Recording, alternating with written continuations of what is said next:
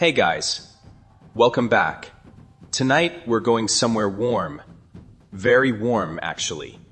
We're going to the Sahara Desert, which is honestly the opposite of cozy, but that is fine. You are not actually there. You are in bed, or on a couch, or wherever you fall asleep these days, and I am going to tell you a story about salt. Yes, salt. That thing you sprinkle on fries without thinking about it. That mineral your doctor keeps telling you to cut back on. Tonight, salt is going to be the main character, because believe it or not, this humble little rock built empires. Real empires, the kind with armies and gold and kings who were so wealthy that when one of them took a vacation, he accidentally crashed the economy of an entire continent. But we'll get to him later. For now, just settle in. Close your eyes if you want. I'll be here, droning on about medieval African history for the next couple of hours. And by the end, you'll either be asleep or you'll know way more about the trans-Saharan salt trade than you ever expected to. Either outcome is a win. So, let's begin. The Sahara Desert is, to put it mildly, not a hospitable place. It is the largest hot desert on Earth, covering roughly 3.6 million square miles. That is about the size of the entire United States, give or take. And most of it is just sand and rock and more sand. Temperatures during the day can climb above 120 degrees Fahrenheit, and at night they can plummet to near freezing. There is almost no water, almost no vegetation, almost nothing that would make a reasonable person think, yes, this is where I'd like to build a civilization. And yet people did. Not in the heart of the desert, obviously. That would be ridiculous. But along its edges in the semi-arid regions called the Sahel, which stretches like a belt across the African continent just south of the Sahara proper. This is where our story takes place. In a band of land that was harsh but livable, where rivers like the Niger and the Senegal carved through the landscape and made agriculture possible, where gold could be found in the riverbeds and forests to the south, and where, crucially, salt was so scarce that people would do almost anything to get it. See, here is the thing about salt. We take it for granted now. You can buy a container of it at any grocery store for about $1. It is everywhere. It is in everything. You probably consume way more of it than you realize, because food manufacturers love to hide it in places you wouldn't expect, like bread and breakfast cereal. But for most of human history, salt was not easy to come by. And if you lived in sub-Saharan Africa during the medieval period, salt was not just hard to get, it was nearly impossible. The problem was geography. Salt occurs naturally in a few different forms. You can get it from the ocean, by evaporating seawater. You can mine it from underground deposits, where ancient seas dried up millions of years ago and left behind thick layers of crystallized sodium chloride. Or you can find it in certain desert regions, where salt flats and salt lakes provide a surface-level supply. But if you were living in, say, the upper Niger River Valley around the year 800 AD, none of these options were particularly accessible to you. The Atlantic Ocean was hundreds of miles to the west, through dense forests and across territories controlled by various other groups who might not be thrilled to see you wandering through. Underground salt deposits were not a thing that medieval West African societies knew how to locate or exploit, and the nearest major surface salt deposits were deep in the Sahara Desert, in places like Tagaza and Tawadeni, which were so remote and so inhospitable that the people who worked there were essentially living in one of the most miserable environments on the planet. Tagaza in particular was a special kind of awful. It was located in what is now northern Mali, right in the middle of the desert. And when I say middle of the desert, I mean there was literally nothing else around for hundreds of miles. No trees, no rivers, no grass, just sand, rock, and salt. The salt deposits at Tagaza were so abundant that people actually built their houses out of salt blocks, which sounds kind of cool until you realize that it never rained there. So the buildings didn't dissolve, but it also never rained there. So there was no water. All water had to be brought in from elsewhere. All food had to be brought in from elsewhere. The only thing Tagaza had was salt, mountains of it, literally carved out of the earth in enormous slabs that could weigh several hundred pounds each. The people who worked the salt mines at Tagaza were overwhelmingly enslaved, because of course they were. No one would voluntarily live in a place like that. The heat was unbearable, the labor was backbreaking, and the isolation was total. Arab travelers who passed through Tagaza in the medieval period described it as one of the most wretched places on earth. One account mentions that the workers' skin would crack and bleed from the constant exposure to salt and sun. Another notes that the death rate was appalling, and that new workers had to be brought in constantly to replace those who had succumbed to the conditions. And yet, despite all of this, or perhaps because of all of this, Tagaza was one of the most economically important locations in the medieval world, because the salt that came out of those mines was worth, quite literally, its weight in gold. I should clarify that. When I say worth its weight in gold, I am not being hyperbolic. I am not exaggerating for effect. In certain times and places in medieval West Africa, salt was actually exchanged for gold at a 1-to-1 ratio by weight. A pound of salt for a pound of gold. Now, to be fair, this exchange rate was most common in the deep interior, far from the salt sources, where scarcity drove prices to astronomical levels. Closer to the mines, the ratio was more favorable to the gold side. But the point stands. Salt was incredibly, almost incomprehensibly valuable. Why? Because humans need salt to survive.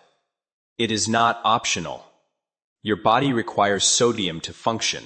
It regulates fluid balance, helps transmit nerve impulses, and allows your muscles to contract. If you don't get enough salt, you die. Simple as that. And, while you can get small amounts of sodium from certain foods, particularly meat and blood, if your diet is primarily grain-based, which was the case for most agricultural societies in the Sahel, you need supplemental salt. This created an interesting economic situation. South of the Sahara, in the forests and river valleys, there was gold, lots of gold. The regions that are now Ghana, Senegal, Mali, and Guinea contain some of the richest gold deposits in the world. But those same regions had almost no salt. Meanwhile, north of the Sahara, in the desert and along the Mediterranean coast, there was salt, but very little gold. So naturally, people started trading. This is the origin of the Trans-Saharan Trade Network, which would eventually become one of the most important commercial systems in the medieval world. Caravans of camels, sometimes numbering in the thousands, would set out from cities in North Africa, travel south across the desert, and arrive in the markets of the Sahel with loads of salt. There, they would exchange the salt for gold, and then make the long journey back north. The round trip could take months. The dangers were immense. Sandstorms could bury entire caravans. Raiders could attack. Water supplies could run out. But the profits were so enormous that merchants kept making the journey, year after year, century after century. And here is where it gets interesting. Because whenever there is trade, there is power. Whoever controls the trade routes controls the wealth.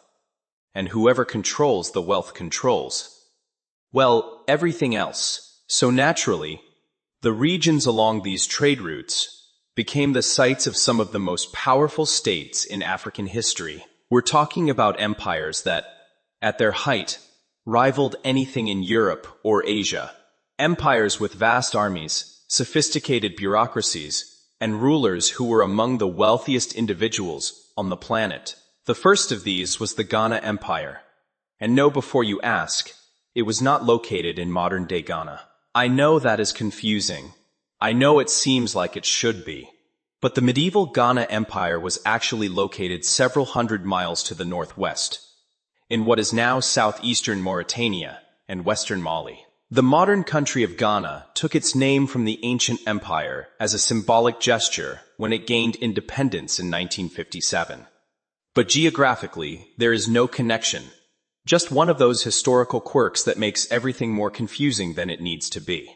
The Ghana Empire emerged sometime around the 4th or 5th century AD.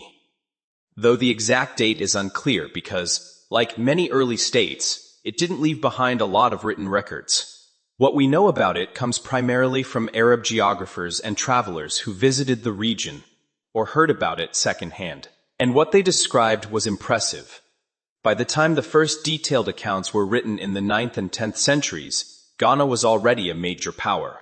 Its capital, a city called Kumbi Sala, was one of the largest urban centers in the world, with a population that may have reached 15,000 to 20,000 people. For comparison, London at the same time had maybe 10,000 to 15,000.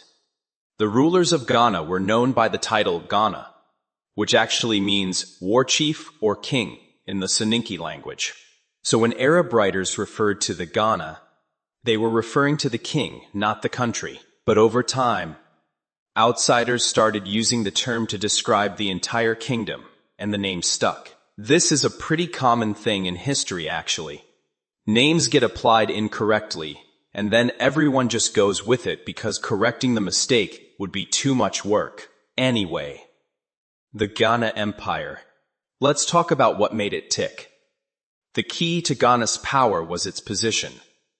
It sat right at the edge of the Sahara, in a zone where the desert met the savanna. This meant it was perfectly located to serve as a middleman in the trans-Saharan trade. Merchants coming from the north would arrive in Ghana with their salt and other goods, things like cloth, copper, and horses. They would then exchange these items for gold, which came from regions further south, in places like Bambuk and Bior. The Ghana rulers didn't actually control the gold mines themselves. They were too far away, in territories controlled by other peoples, but they controlled the trade routes that connected those mines to the outside world. And that was enough. The system worked like this. Gold producers in the south would bring their gold to markets controlled by Ghana. There, they would trade it for salt and other goods from the north. But here is the clever part. The Ghana kings imposed taxes on all of this trade. Not taxes in the modern sense with receipts and paperwork, more like tribute. Merchants had to pay a fee to enter Ghana's territory. They had to pay another fee to conduct business in the markets. And crucially, the Ghana kings claimed a monopoly on all gold nuggets. See, gold came in two forms, dust and nuggets. Gold dust was the more common form, tiny flakes and particles that could be weighed and measured. Nuggets were rarer, larger pieces of solid gold. The Ghana kings decreed that all nuggets belonged to the crown. Merchants and miners could keep the dust, but any nugget had to be surrendered to the king. This served two purposes. First, it ensured a steady supply of gold for the royal treasury. Second, and more cleverly, it prevented the market from being flooded with gold, which would have driven down prices. By restricting the supply, the Ghana kings kept gold artificially scarce, which kept its value high. This is basic economics. Really, supply and demand. But the fact that a medieval West African kingdom understood and exploited these principles is often overlooked in traditional histories. Which is a shame, because it demonstrates a level of economic sophistication that rivals anything happening in Europe or the Middle East at the same time. The wealth generated by this trade was, by all accounts, staggering. Arab travelers who visited Ghana described a court of almost absurd opulence. The king wore robes of fine silk and gold thread. He adorned himself with jewelry and ornaments. His horses were fitted with gold trappings. When he held court, he sat on a throne draped in gold embroidered fabrics, surrounded by pages carrying gold, mounted swords and shields decorated with gold. The court musicians played on instruments strung with gold wire. Even the royal dogs, the ones that guarded the king's tent, wore collars of gold and silver. One particularly memorable account comes from a geographer named al-Bakri, who wrote about Ghana in the 11th century. He describes the king's audience chamber, where the ruler would receive visitors and conduct business. The king sat in a pavilion around which stood 10 horses covered with gold, embroidered cloths. Behind him stood 10 pages, holding shields and swords mounted with gold. On his right were the sons of the kings of his country, wearing splendid garments and their hair plated with gold. The governor of the city sat on the ground before the king, and around him were ministers in the same position. It all sounds very impressive, and it was. But here is the thing about wealth built on trade. It is only as stable as the trade routes themselves. And trade routes, as we'll see, have a way of shifting. But we're getting ahead of ourselves. For now, just picture it. A kingdom at the edge of the desert. A king dripping in gold. Merchants from across the known world converging on dusty marketplaces to exchange salt for treasure. Camel caravans stretching across the dunes like slow-moving rivers of commerce. And underneath it all, the quiet hum of economics, supply and demand, profit and loss. The eternal dance of human greed and necessity. This is where our story begins. With salt, with gold, with the Ghana Empire, and with a very long, very complicated series of events that would eventually see the rise and fall of not one, but three major African empires, each built on the back of that simple, essential mineral. So get comfortable. We've got a lot of ground to cover, and some of it is going to involve inbreeding, because apparently even African empires couldn't resist that particular royal tradition, but that comes later. For now, let's just ease into this.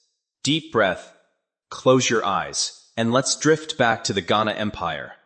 Around the year 1000 AD, where things were about to get complicated. Alright, so we've established the basics. Ghana was wealthy. Ghana controlled the salt-gold trade. Ghana's kings wore so much bling that they probably needed neck support. But now, let's talk about how this whole thing actually functioned on a day-to-day basis. Because running an empire is not just about sitting on a golden throne and looking impressive. There is administration involved. Bureaucracy. The boring stuff that makes everything work. The Ghana Empire was not a centralized state in the way we might think of empires today.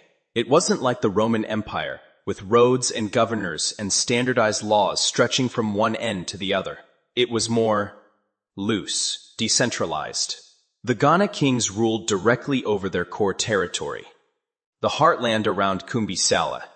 But beyond that, they exercised influence rather than direct control. Surrounding peoples paid tribute, acknowledged the Ghana's authority, and contributed soldiers when called upon, but they largely governed themselves. This was a common pattern in pre-modern African states, actually. The idea of absolute centralized control over vast territories is mostly a European thing. And even then, it didn't really become practical until the advent of modern communication and transportation. Before trains and telegraphs, trying to control a distant province was like trying to herd cats while blindfolded. You could give orders, sure, but whether those orders were actually followed was another matter entirely. So the Ghana Empire was more like a confederation, a core of directly ruled territories surrounded by rings of allied and tributary states, each with varying degrees of autonomy. The closer you were to the capital, the more direct control the king exercised. The farther away, the more you were essentially an independent ruler who happened to pay tribute and show up when the Ghana called his army. This system worked surprisingly well for several centuries. The Ghana kings were skilled at playing different groups against each other, rewarding loyalty and punishing defection. They maintained a large standing army, reportedly around 200,000 soldiers, according to some accounts. Though this number is almost certainly exaggerated. Medieval chroniclers loved to inflate military numbers. It made the stories more exciting. But even if we assume the real number was a fraction of that, Ghana still had enough military power to enforce its will and protect the trade routes that were its lifeblood. The capital, Kumbisale, was actually two cities in one. Or rather, it was two distinct settlements, located about 6 miles apart, functioning as a single urban complex. One part was the royal city, where the king and his court resided. This was the indigenous Soninke section, with traditional architecture and religious practices. The other part was the merchant quarter, where Muslim traders from North Africa had established themselves. This section had mosques, markets, and the kind of cosmopolitan atmosphere you'd expect from a major trading hub. The division was both practical and symbolic. Ghana's kings were not Muslim, at least not initially. They followed traditional Soninke religious practices, which involved ancestor worship and the veneration of local deity. But they were savvy enough to recognize that Muslim merchants brought valuable trade connections and foreign expertise. So they allowed the Muslims to establish their own community, with their own laws and customs, as long as they paid their taxes and didn't cause trouble. This kind of religious tolerance was actually pretty common in medieval African states. Religion was seen as less of a divisive issue than it was in, say, medieval Europe, where killing people for believing slightly different things about the nature of the Trinity was considered acceptable public policy. In Ghana, and later in Mali and Songhai, rulers generally took a pragmatic approach. Worship whoever you want. Just pay your taxes. The Muslim merchants, for their part, were happy with this arrangement. They had access to the gold trade, they could practice their religion freely, and they didn't have to deal with the political instability that often plagued the Islamic world to the north. Some of them became quite wealthy. Some of them even served as advisors to the Ghana kings, providing expertise in areas like literacy, record-keeping, and diplomacy with the Muslim states of North Africa. This brings up an interesting point about literacy and record-keeping in the Ghana Empire. The Soninke people, like most sub-Saharan African societies at this time, did not have a written language. They relied on oral tradition to preserve history, transmit knowledge, and record important events. This works remarkably well. Actually, if you have trained specialists, usually called griots, whose job is to memorize and recite historical information, but it does mean that we don't have native written sources from the Ghana Empire. Everything we know comes from outsiders, primarily Arab geographers and travelers, who visited or heard about the kingdom secondhand. This is a recurring challenge in African history, by the way. The relative scarcity of indigenous written sources means that much of what we know comes from outsiders who had their own biases, assumptions, and blind spots. Arab writers, for instance, were often more interested in describing things that were exotic or different from their own experience than in providing a balanced, comprehensive account. They tended to focus on wealth, military power, and religious practices, because those were the things that interested their readers. The everyday lives of ordinary people, the nitty-gritty of political administration, the cultural and artistic achievements of these societies, these get much less attention, but let's work with what we have. According to the Arab sources, the Ghana kings were absolute rulers within their domain. Their word was law. They controlled the treasury, commanded the army, and served as the final arbiter of disputes. Succession was a bit complicated, though. It didn't follow straightforward father-to-son inheritance. Instead, the throne passed matrilineally, meaning the king was succeeded not by his own son, but by his sister's son. This might seem strange if you are used to European-style primogeniture, but it actually makes a certain kind of sense. In a society where paternity could sometimes be uncertain, but maternity was always clear, tracing descent through the mother's line guaranteed that the heir was definitely related to the previous king. It also meant that royal women, particularly the king's sisters and mothers, held significant political power, since they were the link through which succession flowed. Of course, this system had its own complications. Multiple nephews might compete for the throne. Factions would form around different candidates, and occasionally things would get violent. But that is true of pretty much every succession system ever devised. Humans are remarkably creative when it comes to finding reasons to fight over power. Now, let's talk about daily life in the Ghana Empire, because I know you are all dying to hear about medieval West African hygiene practices. Actually, we don't know much about that specifically, but we do know a bit about how ordinary people lived. The majority of Ghana's population were farmers.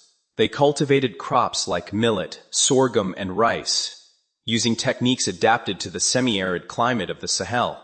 Rainfall was seasonal and unpredictable, so agriculture was always a bit of a gamble. Good years brought plenty. Bad years brought famine.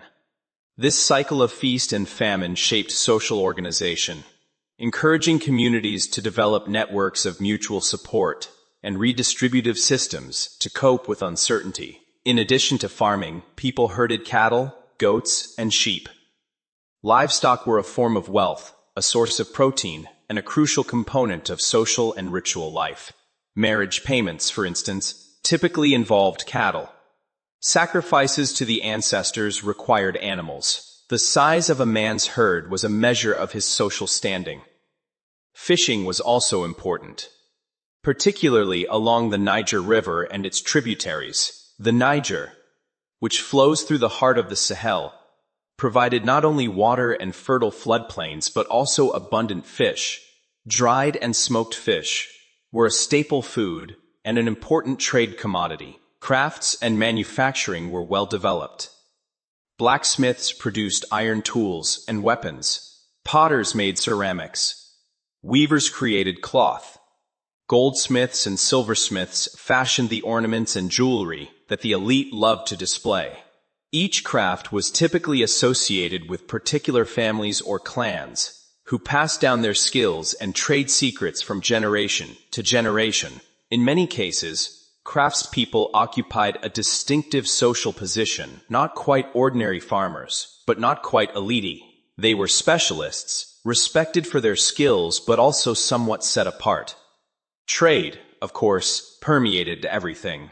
Even ordinary villagers participated in local and regional exchange networks, trading their surplus crops or crafts for things they couldn't produce themselves. Markets were held regularly, often on a rotating schedule, so that merchants could circuit between different villages and towns. These markets were not just economic institutions but social ones, places where people gathered, exchanged news, conducted rituals, and negotiated marriages. And then there was the long-distance trade, the trans-Saharan exchange that made Ghana wealthy.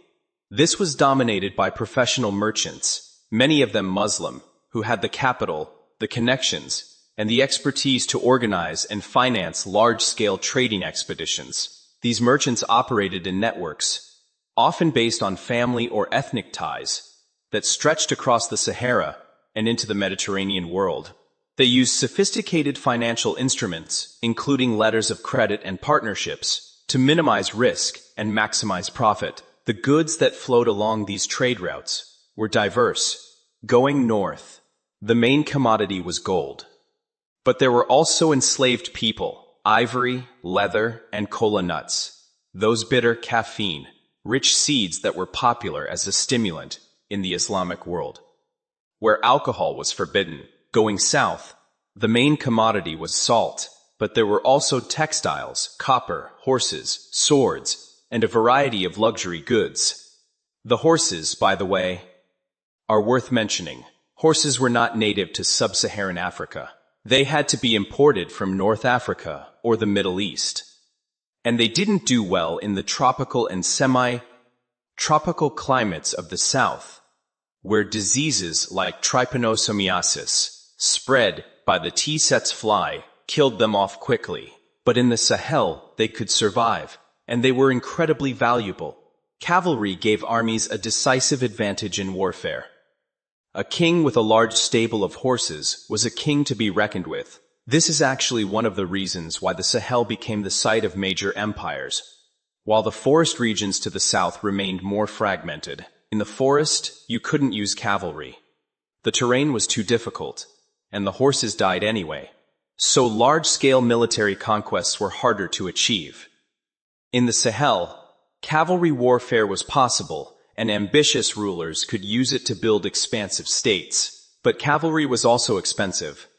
Horses had to be constantly replaced due to disease, battle losses, and natural mortality. Each horse required food, water, and care. Training cavalrymen took time and resources. So maintaining a large cavalry force required a steady income, which meant controlling trade, which meant taxing merchants, which meant building the administrative apparatus to collect those taxes effectively. It all ties together, you see. Salt and gold and horses and bureaucracy, economics and military power and political organization. Pull on one thread, and the whole tapestry shifts. Let's take a moment to appreciate just how interconnected this world was. We often think of the medieval period as a time of isolated, self-sufficient communities, cut off from each other by distance and difficulty of travel. And that is true to some extent. But it is not the whole picture. The trans-Saharan trade connected sub-Saharan Africa to the Mediterranean world, and, through it, to Europe, the Middle East, and beyond. Goods, ideas, technologies, and people moved along these routes. A gold coin minted in Ghana might end up in the treasury of a caliph in Baghdad. A sword forged in Damascus might be wielded by a warrior in the Sahel. Scholars and merchants and pilgrims crisscrossed this vast space, carrying with them not just trade goods but knowledge and beliefs. Islam, in particular, spread along these trade routes. Merchants were often the first to bring the new religion to a region, and local elites, seeing the advantages of connecting to the wider Islamic world, often adopted it. This process was gradual and uneven. In many places, Islam coexisted with traditional religious practices for centuries, blending and mixing in complex ways. But over time, it became an increasingly important part of West African culture and society. In the Ghana Empire, as we mentioned, Islam had a presence, but was not dominant. The kings remained adherents of traditional religion, even as they welcomed Muslim merchants and occasionally employed Muslim advisors. This would change in the centuries to come, as Islam became more politically significant. But for now, Ghana was a pluralistic society, where different religions coexisted and commerce provided the common language. All right. Let's fast forward a bit. By the mid-11th century, the Ghana Empire had been a major power for several hundred years. It had weathered various challenges, adapted to changing circumstances, and maintained its position as the dominant force in the Western Sahel. But change was coming, and it was going to come from an unexpected direction. From the desert to the northwest, a new movement was emerging. A religious movement, a military movement, a movement that would transform the political landscape of West Africa and eventually contribute to the decline of the Ghana Empire. They were called the Almoravids, and they were, to put it mildly, intense. But let's save them for the next part.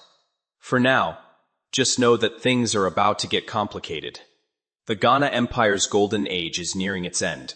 New powers are rising, and the story of the Salt Kings is about to take a dramatic turn. Take a deep breath, adjust your position, and let's keep going. So, the Almoravids.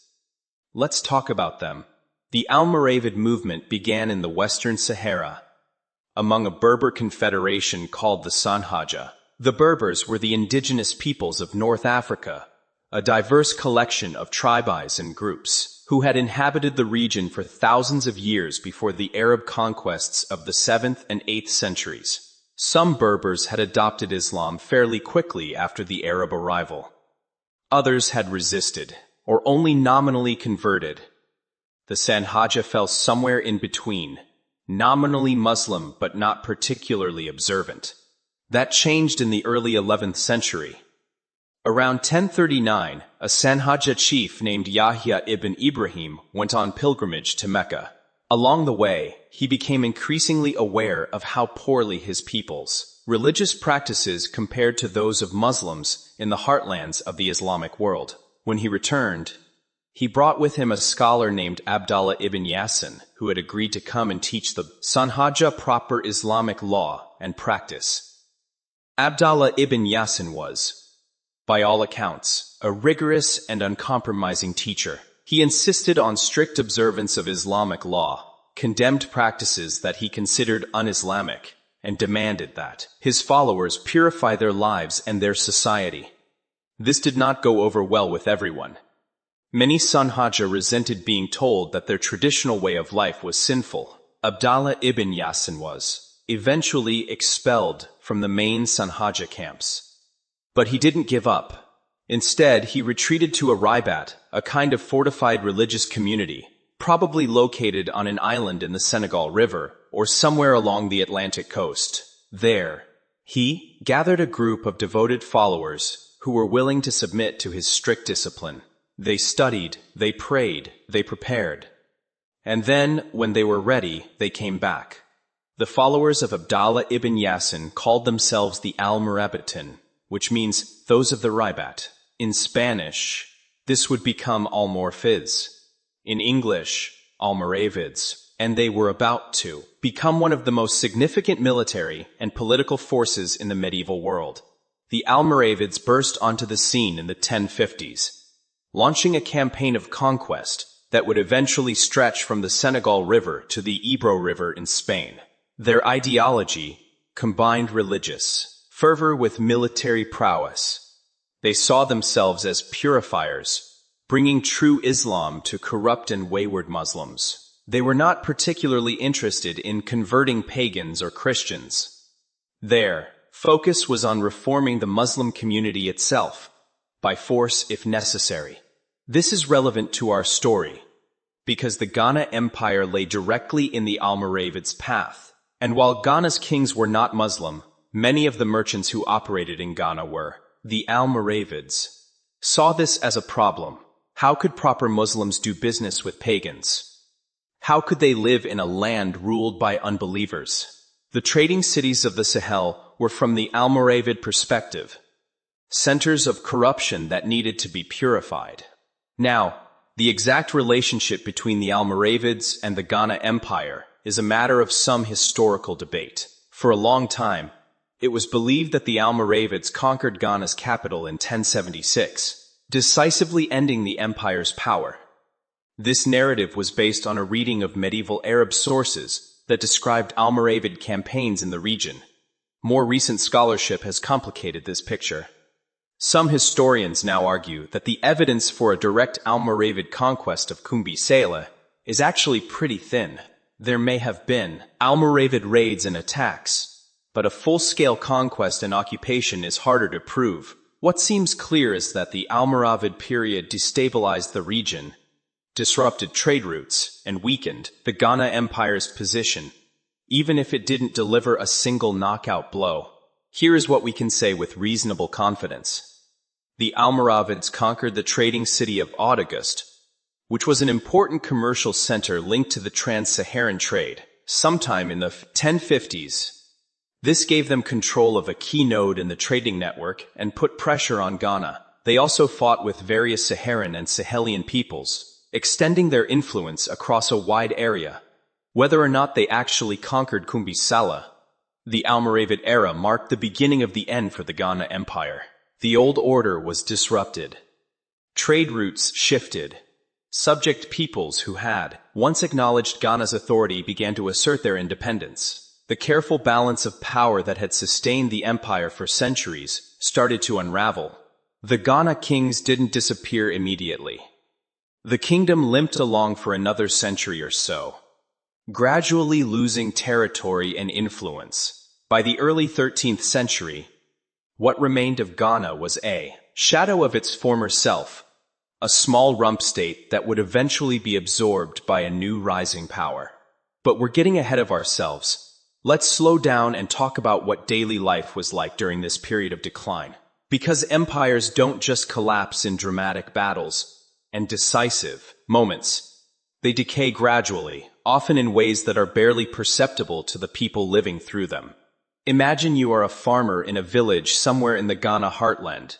Around the year 1100, your grandfather told you stories about the great king, the one who wore gold and commanded armies that stretched to the horizon.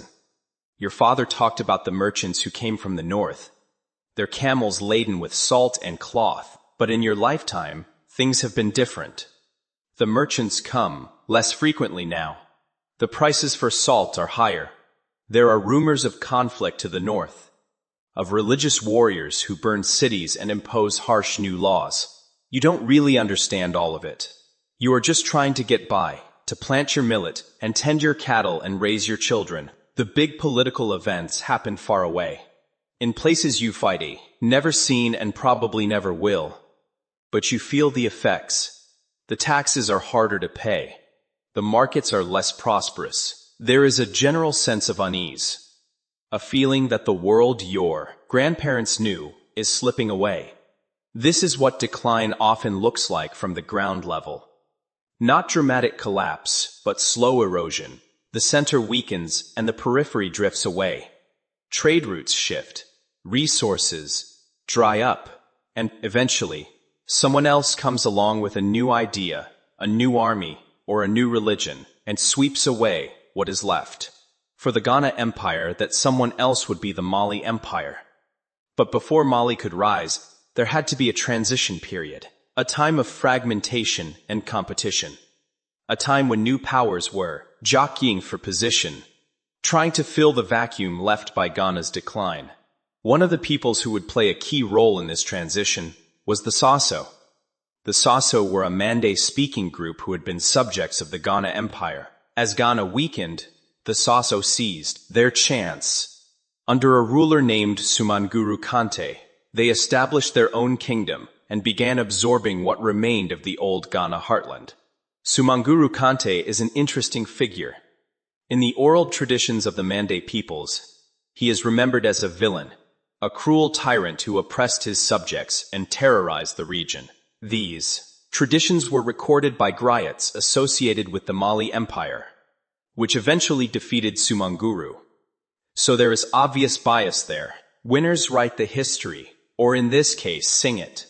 But even accounting for that, Sumanguru seems to have been a formidable and ruthless ruler.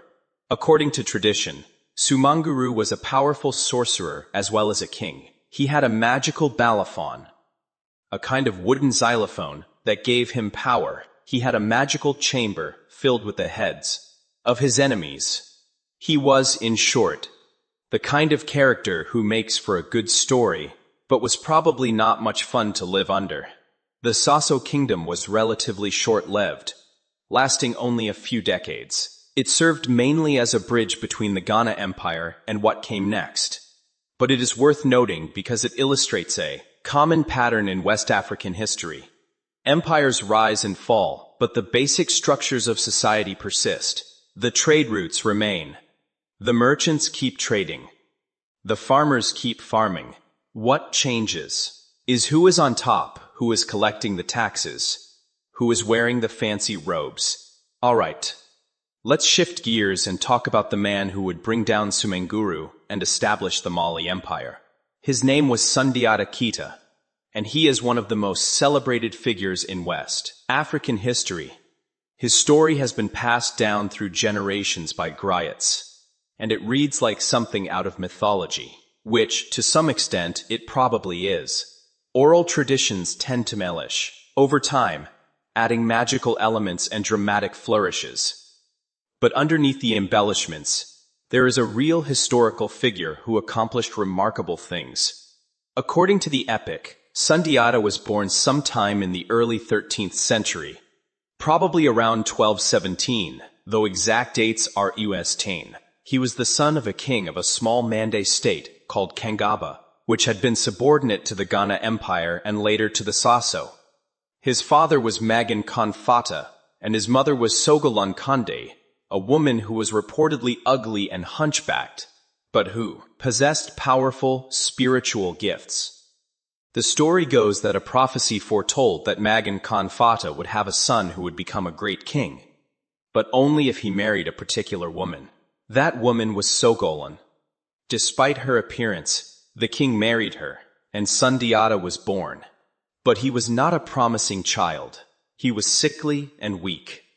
He couldn't walk until he was 7 years old, spending his early years crawling on the ground. People mocked him and his mother. It seemed impossible that this crippled boy could be the great king of prophecy. This is a classic hero's journey setup, of course. The unlikely hero, scorned and underestimated, who eventually rises to greatness. It is a narrative pattern that appears in stories from cultures all over the world. Whether the historical Sundiata actually had these disabilities is impossible to say, but the narrative serves a purpose, emphasizing that greatness can come from unexpected places, and that appearances can be deceiving. The turning point came when Sundiata was around 7. According to the epic, his mother was humiliated by the king's first wife, who mocked her because her son couldn't even walk to fetch leaves from a baobab tree. Stung by this insult, Sundiata was determined to prove himself. He asked for an iron rod to support himself. But when the blacksmith brought it, Sundiata's grip was so powerful that he bent the rod. Finally, using a staff, he pulled himself upright and took his first steps. Then, in a dramatic gesture, he walked to the baobab tree, uprooted it entirely, and carried it to his mother. From that moment on, Sundiata was transformed. He grew strong and healthy. He became a skilled hunter and warrior. He showed natural leadership abilities that drew people to him. But his rise was not without obstacles. When his father died, a succession struggle ensued. Sundiata and his mother were forced to flee into exile, wandering from kingdom to kingdom, seeking shelter and allies. This exile lasted many years. Sundiata lived at the courts of various rulers, learning warfare, diplomacy, and leadership. He built alliances and cultivated friendships that would later prove crucial. And all the while, Sumanguru Kante was consolidating his power back home, conquering the Mande kingdoms, and establishing the Saso as the dominant force in the region.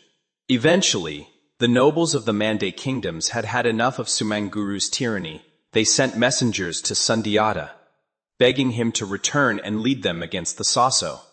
Sundiata agreed. He gathered an army, drawing on the alliances he had built during his exile, and marched to confront Sumanguru. The decisive confrontation came at the Battle of Kirina, fought around 1235. The details of the battle are murky, as is often the case with medieval African history. The oral traditions describe it. In terms of magic and sorcery, Sundiata had to overcome Sumanguru's supernatural powers by discovering his secret weakness, which involved a rooster's spur or an arrow tipped with a rooster's spur, depending on the version. Once Sumanguru's magic was neutralized, his army was defeated, and he himself fled, eventually disappearing into the mountains where he was said to have been transformed into stone. Historically, what probably happened was something more prosaic. Two armies met. One won.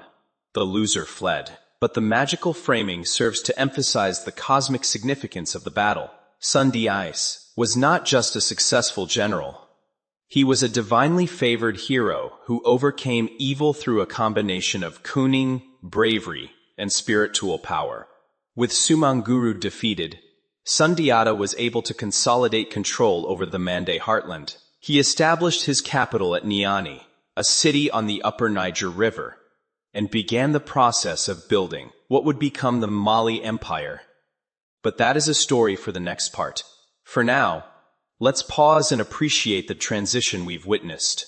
The Ghana Empire, which had dominated the Western Sahel for centuries, has faded away. The Saso have risen and fallen in rapid succession. And now a new power, led by a man who couldn't walk until he was 7, is about to reshape the region. The salt trade continues, of course. It always does. Merchants still cross the desert with their caravans. Gold still flows from the southern forests. The basic economic engine that powered Ghana will power Mali as well. But the political superstructure has changed. New rulers, new dynasties, new ambitions. Take a moment. Breathe. We're about to enter the golden age of medieval West Africa. The Mali Empire at its height was one of the wealthiest and most powerful states in the world. And its most famous ruler was about to make history in a way that would be remembered for centuries. But first, let's rest. We've covered a lot of ground. The desert is hot and the journey is long. Close your eyes for a moment. Feel the sand beneath your feet. Hear the distant call of the merchants. And when you are ready, we'll continue. All right, let's pick up where we left off. Sundiata Keita has just won the Battle of Kirina, defeated the villainous Sumanguru, and established himself as the ruler of a new kingdom that will become the Mali Empire. But winning a battle is not the same as building an empire. That takes time, planning, and a lot of hard work. Sundiata spent the years after Kirina consolidating his power and expanding his territory. He conquered neighboring kingdoms, absorbed them into his growing state, and established a system of administration that could handle the complexities of ruling a large and diverse realm. According to tradition, he also created a constitution for his kingdom, a set of laws and principles known as the Kurukan Fuga, or the Charter of Mandan. Now, I should say that the historical accuracy of the Kurukan Fuga is debated. Like much of Sundayada's story, it was transmitted orally for centuries before being written down in the 20th century. Some scholars believe it represents a genuine reflection of principles that guided the early Mali Empire. Others argue that it is a later construction, projecting modern values back onto the past. The truth is probably somewhere in between. There were likely some foundational principles that Sundayada established, but they've been embellished and elaborated over time. What is interesting about the Kurukan Fuga, regardless of its historical accuracy, is what it tells us about how the Mande peoples understood their society. It divides society into different groups, each with specific rights and responsibilities. There are the nobles, the warriors, the farmers, the craftspeople, the griots. Each has a role to play. Each has obligations to the others. The emphasis is on social harmony, on each person knowing their place and fulfilling their duties. This might sound rigid and hierarchical to modern ears, and in some ways it was, but it also provided a framework for stability. People knew what was expected of them. Conflicts had established mechanisms for resolution. The social order was maintained through custom and tradition, rather than through brute force. Sundayada also established a system of governance that balanced central authority with local autonomy. The Mali Empire, like the Ghana Empire before it, was not a tightly centralized state. It was more like a federation, with the Mansa, or king, exercising direct control over the core territory, while outlying regions were governed by local rulers who acknowledged the Mansa's authority. These local rulers, often members of conquered royal families, were allowed to maintain their positions as long as they paid tribute, provided soldiers when called upon, and didn't cause trouble. This was a pragmatic approach. It minimized the costs of administration, since you didn't need to replace every local official with someone from the center. It also reduced the likelihood of rebellion, since local elites retained some power and prestige. Of course, this system had its weaknesses. Local rulers could become too powerful. They could stop paying tribute. They could ally with enemies. The history of the Mali Empire, like the history of most medieval empires, is punctuated by rebellions, succession crises, and power struggles. But for the most part, the system worked well enough to maintain coherence over a vast territory for several centuries. Sundayada himself reportedly died around 1255, though the exact circumstances are unclear. Some traditions say he drowned in the Sankarani River. Others say he was assassinated. Others say he simply died of natural causes. Whatever happened, his death marked the end of the founding era and the beginning of a new phase in Mali's history. The succession after Sundayada was not smooth. His sons and other relatives competed for power, and the throne changed hands several times in the decades following his death. This was a common pattern in medieval African kingdoms, where succession rules were often ambiguous and multiple candidates could claim legitimacy. The struggle for power could be brutal, with rivals imprisoned, exiled, or killed. Eventually, the throne passed to a man named Mansa Ulai, who was probably Sundayada's son. Mansa Uli was a competent ruler who continued his father's work of consolidation and expansion. He is notable for being one of the first Mali rulers to make the pilgrimage to Mecca, which demonstrated both personal piety and the growing integration of Mali into the wider Islamic world. The pilgrimage to Mecca, or Hajj, was one of the 5 pillars of Islam, obligatory for every Muslim who was physically and financially capable of making the journey. For rulers of West African kingdoms, the Hajj served multiple purposes. It was a religious duty, yes, but it was also a diplomatic mission and a display of wealth and power. A king who could make the long, expensive, and dangerous journey to Mecca was clearly a king of substance. After Mansa Ulai came a series of rulers whose reigns are less well documented. The sources become thin for this period, and it is hard to say much about specific events or policies. What we can say is that Mali continued to grow and prosper. The trans-Saharan trade flourished. Gold flowed north. Salt flowed south. The cities of the Sahel grew in size and sophistication. Let's talk about those cities for a moment. One of the most important was Timbuktu. You've probably heard of Timbuktu. It has become a byword for a remote, exotic place. People say, from here to Timbuktu, to mean a very long distance. But in medieval times, Timbuktu was not a symbol of remoteness. It was a symbol of wealth, learning, and cosmopolitan culture. Timbuktu was founded around the 12th century, probably as a seasonal camp for Tuareg nomads. Its location, near the northernmost point of the Niger River's Great Bend, made it an ideal meeting place for merchants from the north and merchants from the south. Over time, it grew into a permanent settlement, and by the 14th century, it was one of the most important cities in West Africa. What made Timbuktu special was not just its commerce, but its intellectual life. The city became a center of Islamic learning, home to scholars, libraries, and a famous university, the Sankor Madrasa. Students came from across the Islamic world to study in Timbuktu. Manuscripts were collected, copied, and traded. The city's scholars wrote on subjects ranging from theology and law to astronomy and medicine. This is worth emphasizing because there is a persistent myth that sub-Saharan Africa had no literary or intellectual tradition. This is flatly wrong. Timbuktu alone produced and collected thousands of manuscripts during the medieval period. Many of these manuscripts survive today, though they're often in poor condition due to age and climate. Ongoing efforts to preserve and digitize them are revealing the richness of West African intellectual history. Another important city was Jen, located further south along the Niger River. Jen was older than Timbuktu, with roots going back to at least the 3rd century BC. By the medieval period, it was a major commercial hub, particularly for the gold trade.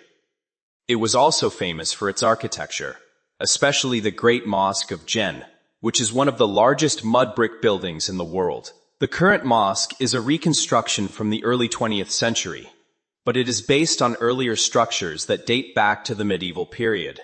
The architecture of the Sahel is distinctive because there is not much wood or stone in the region. Buildings were constructed primarily from mud bricks. These bricks were made from a mixture of mud, water, and sometimes organic materials like straw or rice husks. The resulting buildings are surprisingly durable, as long as they're maintained. They need to be replastered regularly, especially after the rainy season, to prevent erosion. This maintenance is often done communally, turning it into a social event. The Great Mosque of Jen, for instance, is replastered every year in a festival called the Crepissage. The entire community participates, turning what could be a mundane maintenance task into a celebration. This is a nice example of how architecture and social life are intertwined. How buildings are not just structures, but living parts of a community. All right, let's get back to politics. By the late 13th century, Mali was firmly established as the dominant power in the Western Sahel. It controlled the key trade routes and collected tribute from a vast network of subject peoples. Its rulers were wealthy beyond imagination, but the empire had yet to reach its zenith. That would come with a ruler named Mansa Musa. Mansa Musa is the most famous ruler of the Mali Empire, and arguably the most famous medieval African figure in world history. His fame rests primarily on one event, his pilgrimage to Mecca in 1324. Before we get to that, let's talk about who he was and how he came to power. Mansa Musa's full name was Musa, and he was probably the 10th ruler of the Mali Empire. The exact line of succession is a bit unclear, but it seems he came to power around 1312. He was not a direct descendant of Sundiata, but was part of the extended Kika family that had ruled Mali since its founding. According to one account, Musa became Mansa when his predecessor, Abu Bakr II, embarked on a maritime expedition to explore the Atlantic Ocean. and never returned. The story goes that Abu Bakr was fascinated by the Atlantic and had previously sent an exploratory fleet of 200 boats, only one of which came back. Undeterred, he organized a larger expedition of 2,000 boats and led it himself. Neither he nor any of his ships were ever seen again. This story has sparked considerable debate and speculation. Did Abu Bakr II really attempt a transatlantic voyage?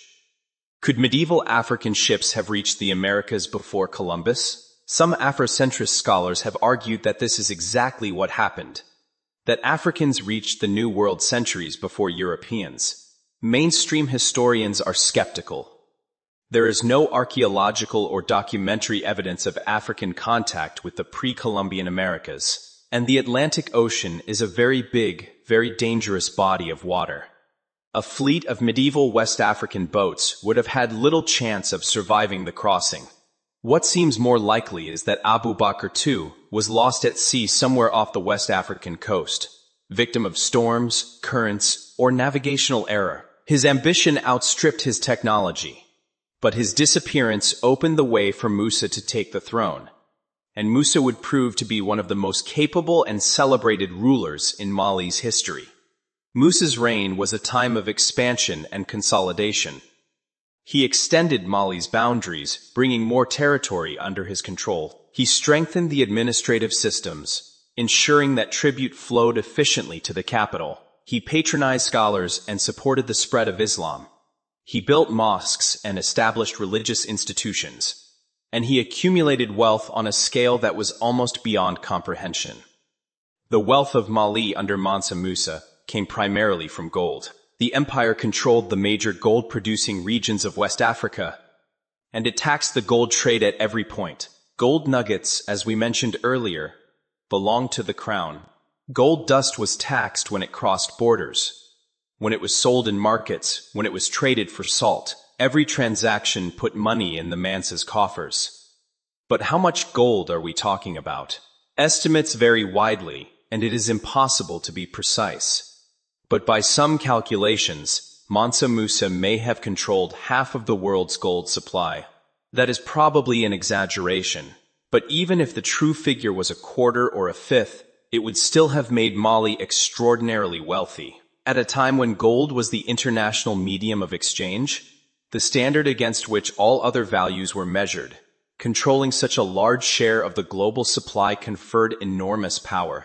And Mansa Musa was about to show the world just how wealthy he was. In 1324, he set out on his famous pilgrimage to Mecca. The Hajj was a major undertaking for any ruler. But Mansa Musa turned it into something unprecedented. He traveled with a retinue of tens of thousands of people. Some estimates go as high as 60,000, though that number is almost certainly exaggerated. But even a fraction of that would have been remarkable.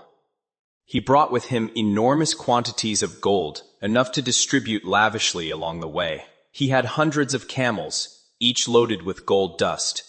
He had slaves carrying gold staffs. He had an entourage of officials, soldiers, servants, wives, and dependents that stretched for miles. The journey from Mali to Mecca covered thousands of miles, crossing the Sahara, passing through Egypt, and continuing on to the Arabian Peninsula. It took months to complete. And everywhere Mansa Musa went, he left an impression. But let's save the details of the pilgrimage for the next part. For now, just know that Mansa Musa was about to make history. He was about to put Mali on the map, literally. European mapmakers, hearing about his pilgrimage, would start including Mali on their charts. He was about to crash the economy of Egypt with his generosity, and he was about to become a legend that would be told for centuries. Rest now. We've covered the rise of Mali, the legacy of Sundiata, the growth of cities like Timbuktu and Agen. We've met Mansa Musa and learned about his wealth and power. Next, we'll follow him on his pilgrimage and see what happens when the richest man in the world goes on a trip. All right. Let's talk about one of the most remarkable journeys in medieval history. Mansa Musa's pilgrimage to Mecca in 1324. This wasn't just a religious journey. It was a publicity tour, a diplomatic mission, and an economic intervention all rolled into one, and it would have consequences that Musa probably never anticipated. First, let's set the scene. Mansa Musa departed from Mali sometime in 1324. The exact date is uncertain, but he probably left early in the year to avoid the worst of the summer heat. His destination was Mecca, on the Arabian Peninsula, over 4,000 miles away.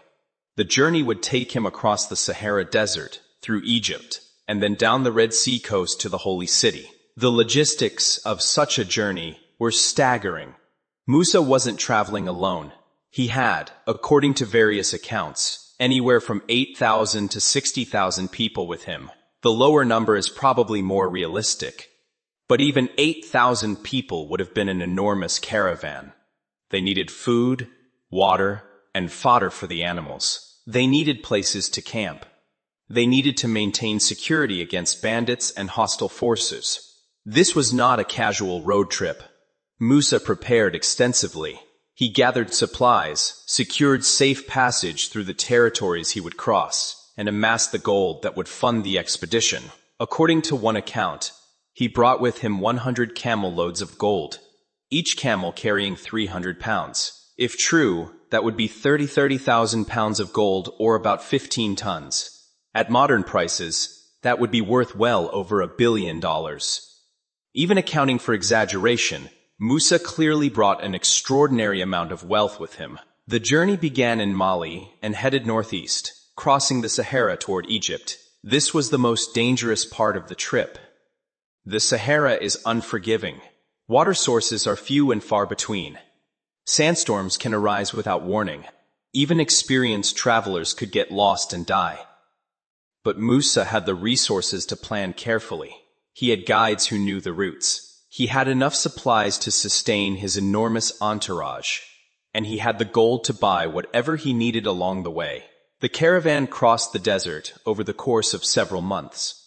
We don't have detailed accounts of this part of the journey, but we can imagine the experience. Endless sand dunes stretching to the horizon, the relentless sun beating down, the slow plodding of camels, the quiet tedium punctuated by occasional crises, a sick animal, a lost load, a dispute among the travelers.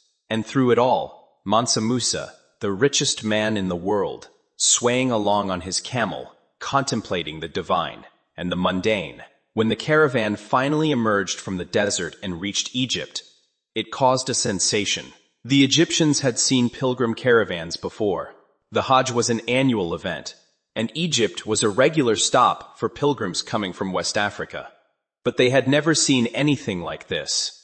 The size of Musa's entourage was remarkable enough, but it was the gold that really got people's attention. Mansa Musa was generous, extremely generous, perhaps too generous. As he made his way through Cairo, he distributed gold freely. He gave gifts to officials. He gave alms to the poor. He bought goods at inflated prices and didn't haggle. He spent gold like it was going out of style. The result was economic chaos. Egypt used gold as its currency, and the sudden influx of Malian gold flooded the market. When supply increases dramatically and demand stays the same, prices fall. The value of gold in Egypt dropped sharply. By some accounts, it took over a decade for Egypt's gold market to recover. Musa had inadvertently caused massive inflation and disrupted the economy of one of the most important countries in the Mediterranean world. This is a fascinating example of how interconnected the medieval economy was. An African king's religious journey could affect the price of goods in Cairo. The ripple effects extended further. 2.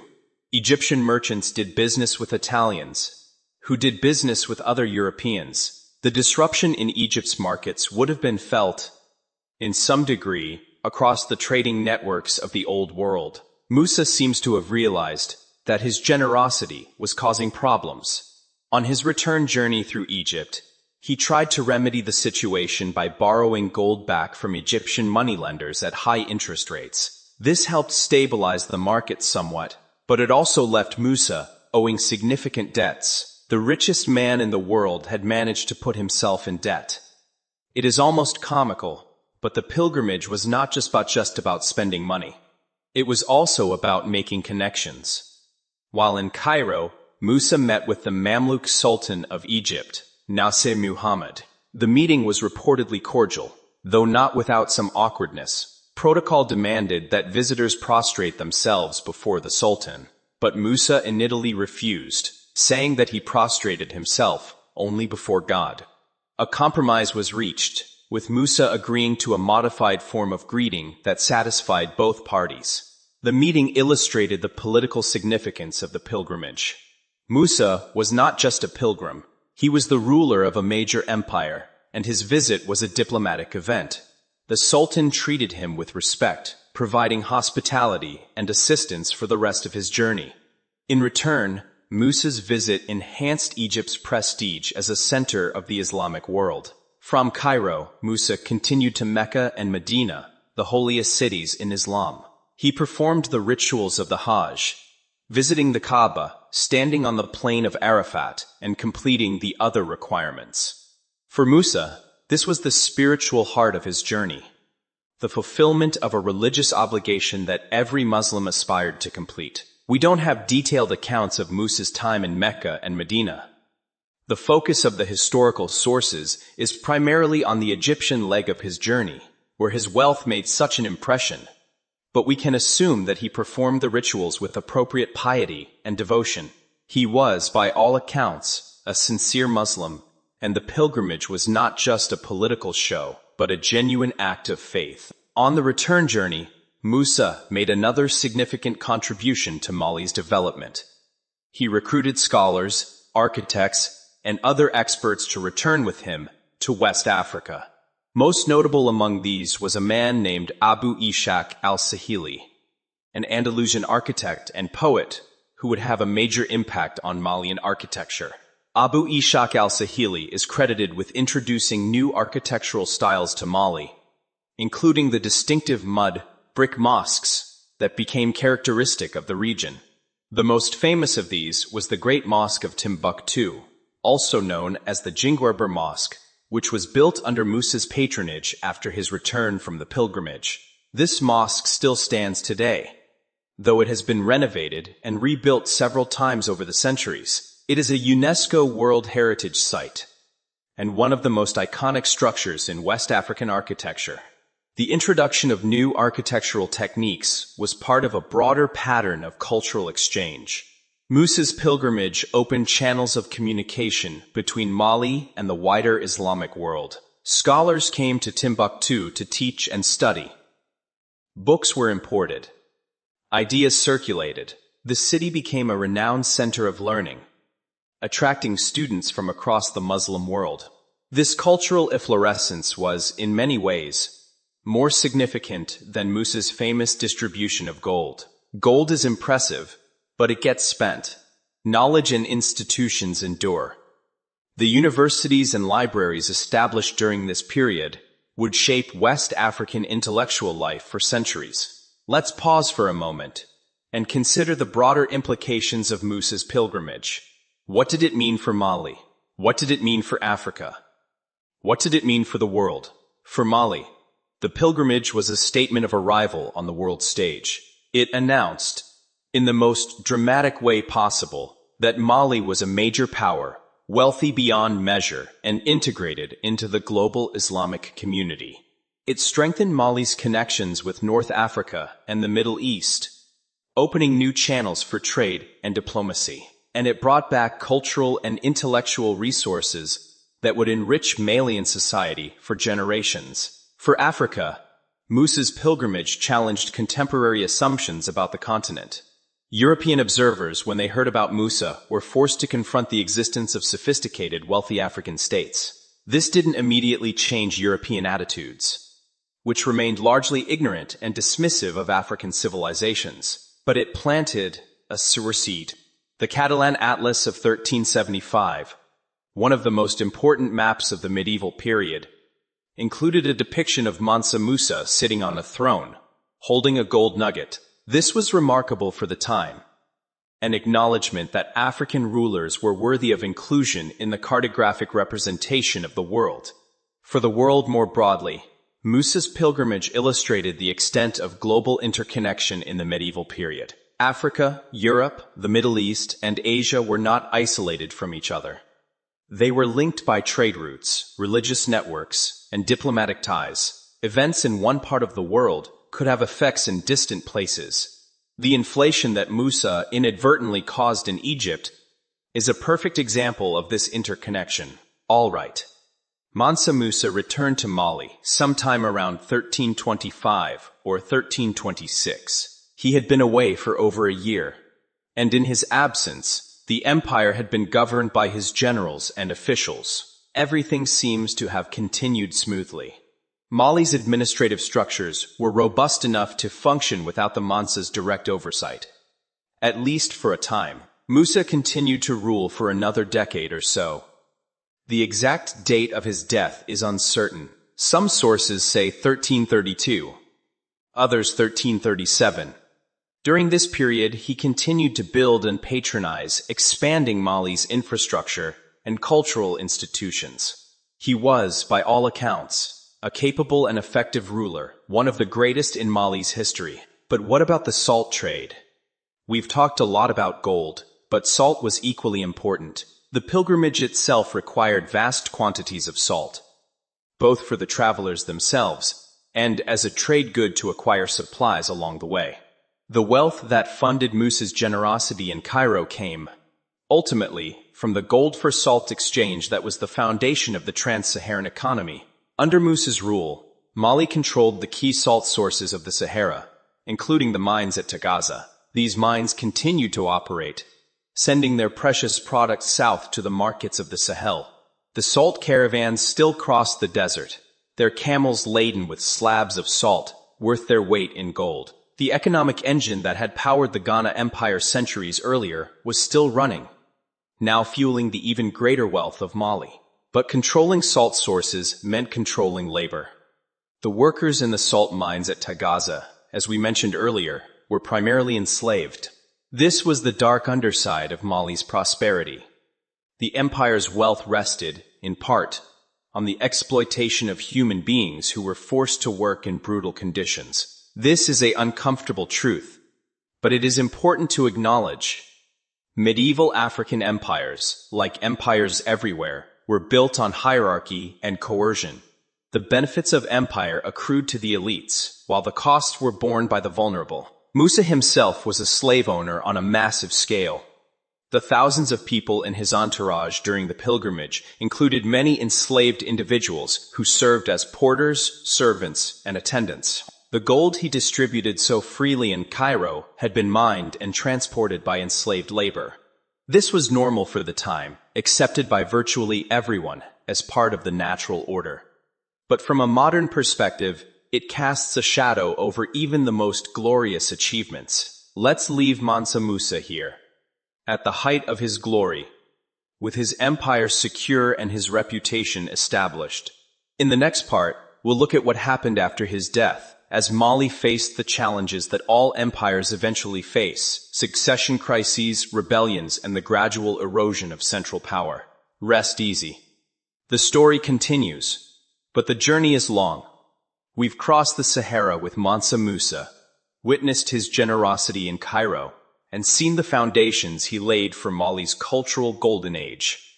Next, we'll see how his successors tried to maintain what he had built, with varying degrees of success. All right, Mansa Musa is dead. Long live the Mansa, whoever that might be. Succession in medieval empires was rarely smooth, and Mali was no exception. When Musa died, his son Mansa Maganai took the throne.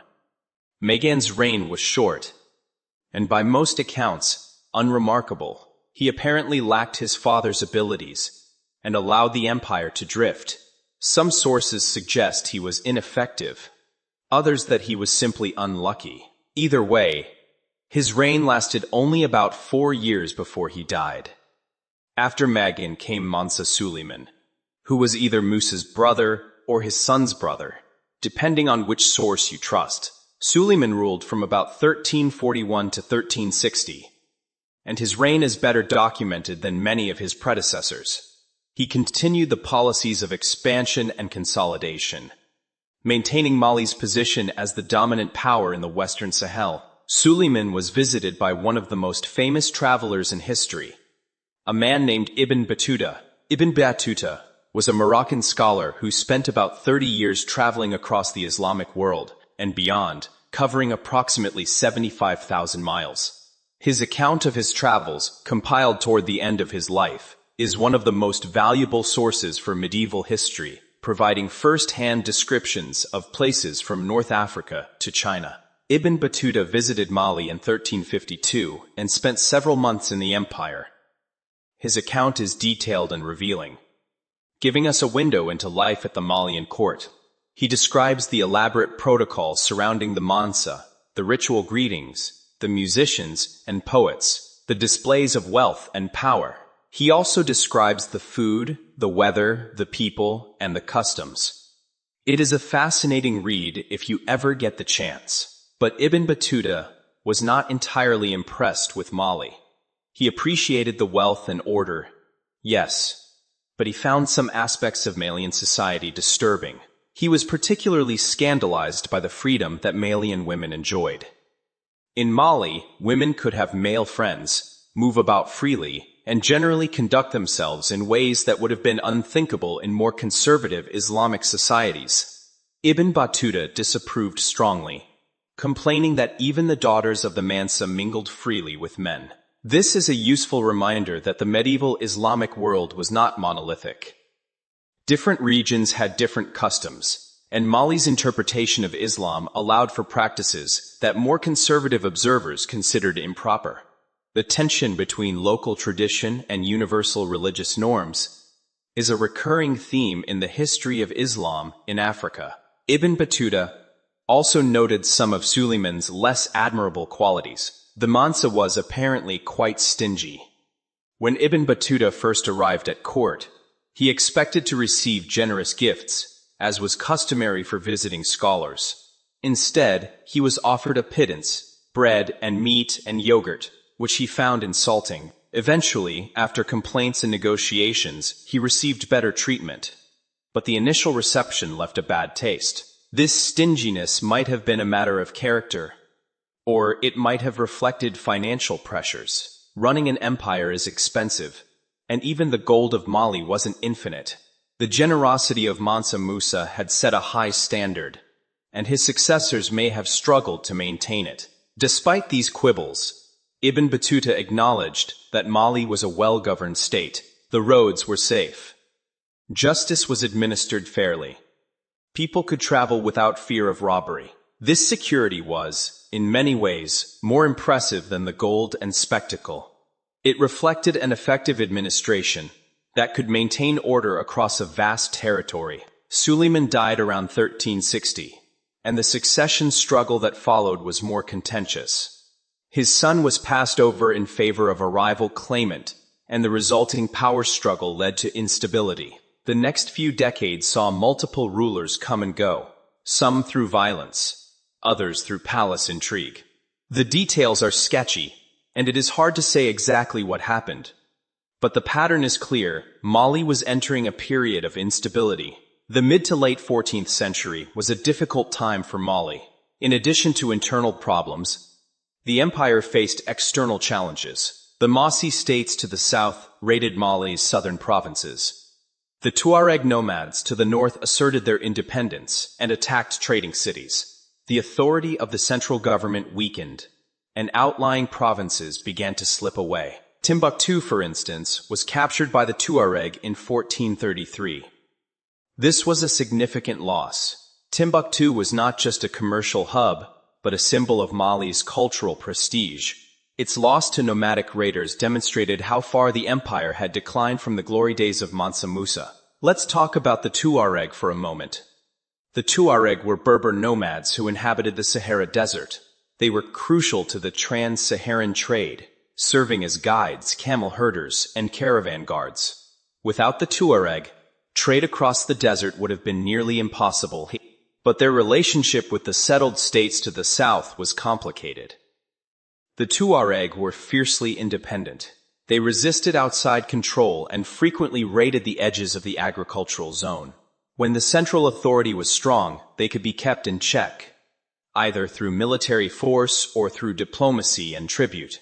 When the central authority weakened, they became a serious threat.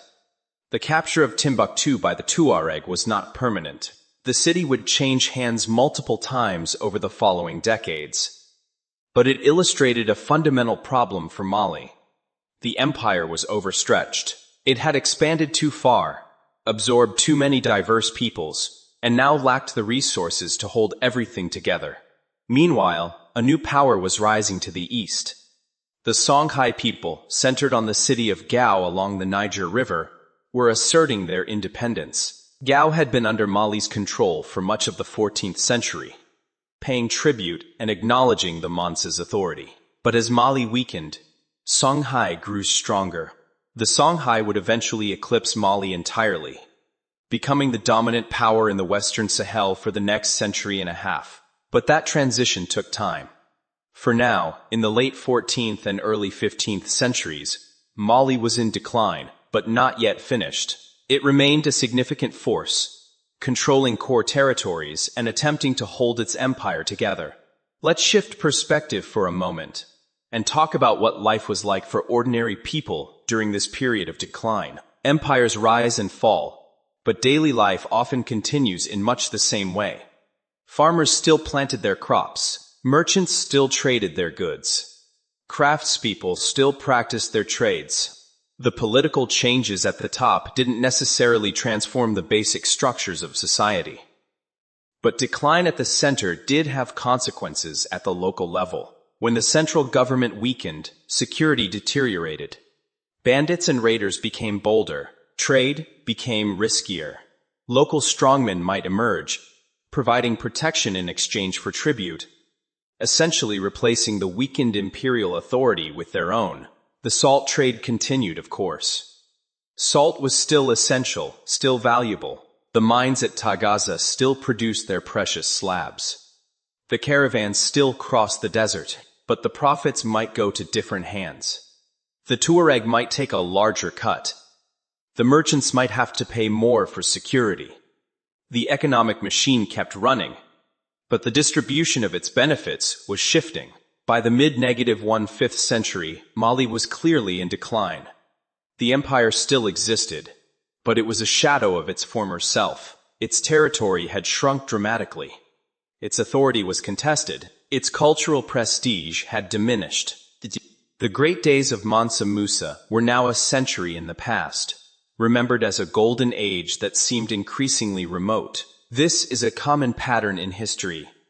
Empires rise, reach a peak, and then decline. The decline is often gradual, punctuated by brief periods of recovery that prove temporary.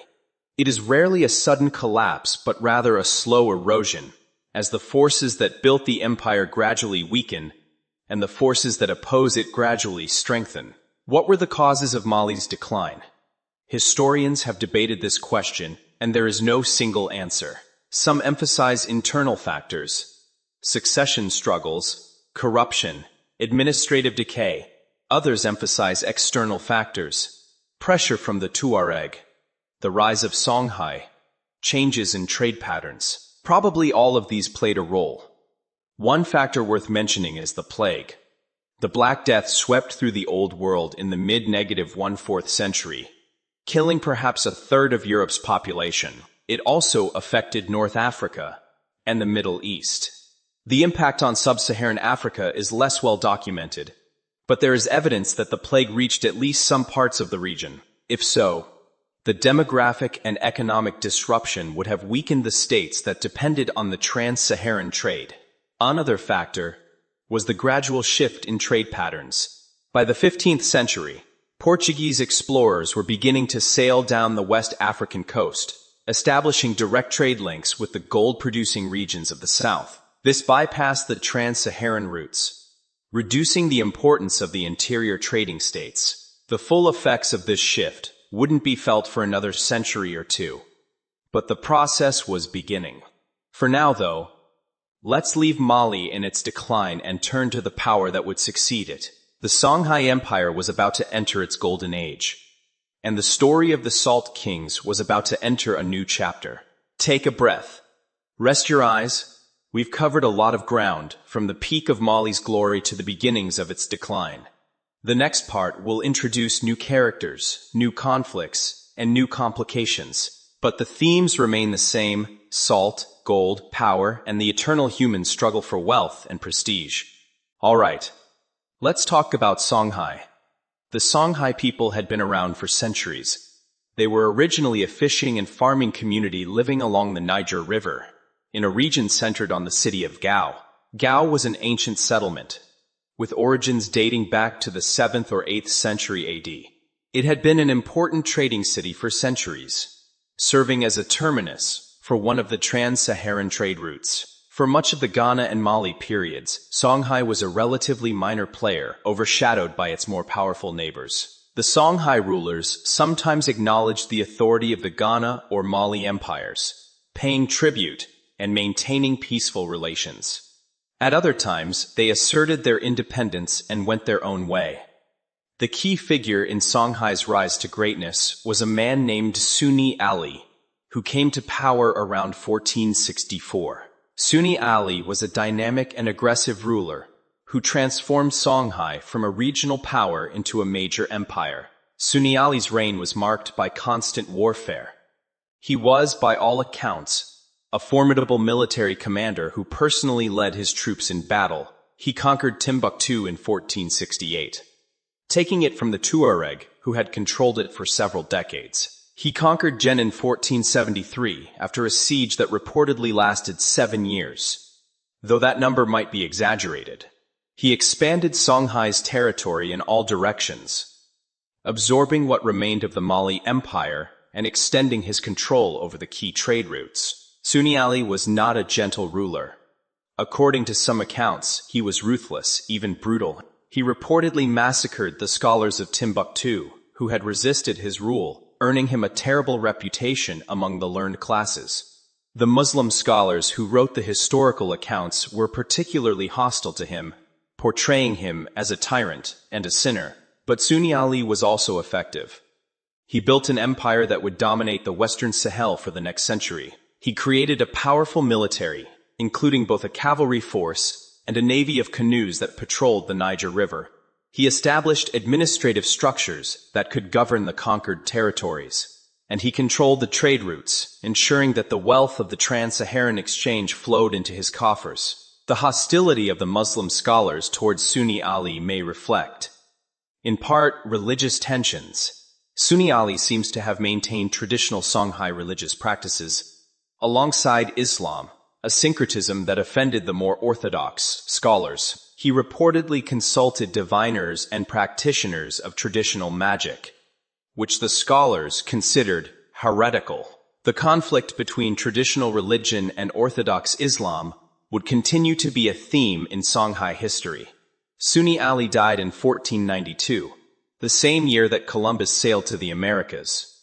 Though of course the two events had nothing to do with each other. The cause of his death is uncertain. Some sources say he drowned while crossing a river. Others suggest he was assassinated. Whatever happened, his death triggered a succession struggle. Sunni Ali's son, Sunni Baru, took the throne, but his reign was brief. Within a few months, he was overthrown by one of his father's generals, a man named Muhammad Tur. Muhammad Tur took the title Askia, which became the name of the new dynasty, and ruled Songhai for the next 3 decades. Askia Muhammad, as he is usually called, was a very different ruler from Sunni Ali. Where Sunni Ali was a warrior first and foremost, Askia Muhammad was an administrator and reformer. Where Sunni Ali had maintained traditional religious practices, Askia Muhammad was a devout Muslim who sought to align Songhai more closely with Islamic norms. Askia Muhammad's most famous act was his pilgrimage to Mecca in 1496 to 1497. Like Mansa Musa before him, he used the Hajj as an opportunity to establish connections with the wider Islamic world and to enhance his prestige. He traveled with a large entourage and distributed generous gifts, though probably not on the scale of Mansa Musa's legendary journey. He met with scholars and religious leaders, seeking their advice and blessing. He returned with new ideas about governance and law, which he sought to implement in Songhai. One of Askia Muhammad's key reforms was the reorganization of the empire's administration. He divided the empire into provinces, each governed by an appointed official responsible to the Askia. He created specialized offices for different functions, one for the army, one for the treasury, one for justice, and so on. He standardized weights and measures to facilitate trade. He codified laws based on Islamic jurisprudence. These reforms strengthened the central government and made the empire more efficient. They also made it more stable, reducing the dependence on the personal abilities of any single ruler. A well-designed bureaucracy can function even when the person at the top is mediocre. This was an important innovation for a region where succession struggles had often destabilized states. Askia Muhammad also patronized learning and culture. He supported the scholars of Timbuktu, reversing the hostility of Sunni Ali's reign. He funded the construction of mosques and schools. He invited scholars from across the Islamic world to visit and teach. Under his rule, Timbuktu reached new heights of intellectual activity, becoming one of the most important centers of learning in the Muslim world.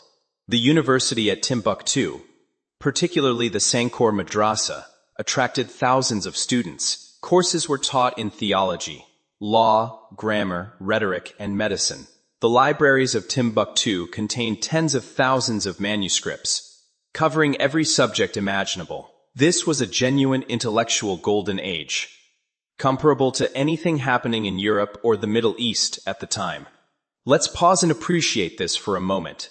In the late 15th and early 16th centuries, while Europe was experiencing the Renaissance and the beginnings of the Age of Exploration, West Africa was experiencing its own cultural efflorescence. The wealth generated by the trans-Saharan trade funded an intellectual and artistic flowering that has often been overlooked in traditional historical narratives. Timbuktu was not just a trading post. It was a city of ideas where scholars debated philosophy and poets composed verses, and scribes copied manuscripts. And, of course, underlying all of this was the salt trade.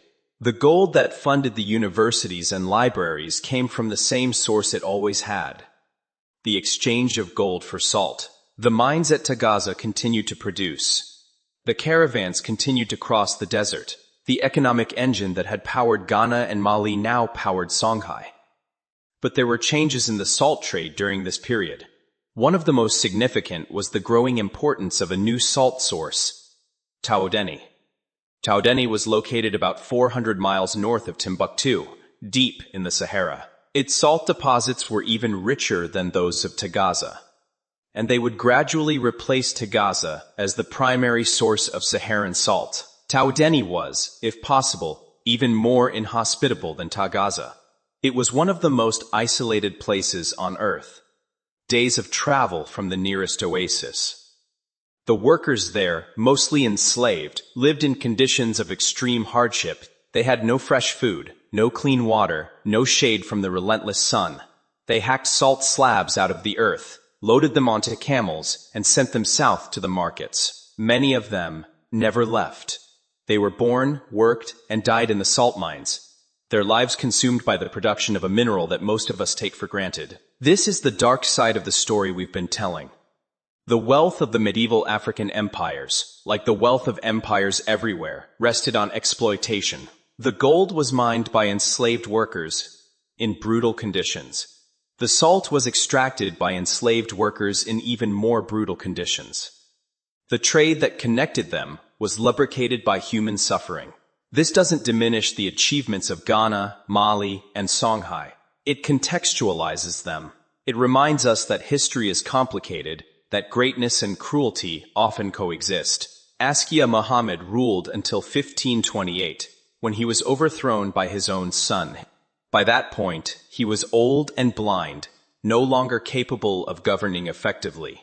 His son, Askia Musa, took the throne, but his reign was troubled. The pattern of succession, struggles that had plagued Mali, was now repeating in Songhai. Over the next several decades, The Askia throne changed hands multiple times. Sons overthrew fathers, brothers killed brothers, factions fought for control. The stability that Askia Muhammad had built began to erode. But we'll save that for the next part. For now, let's rest with Songhai at its peak.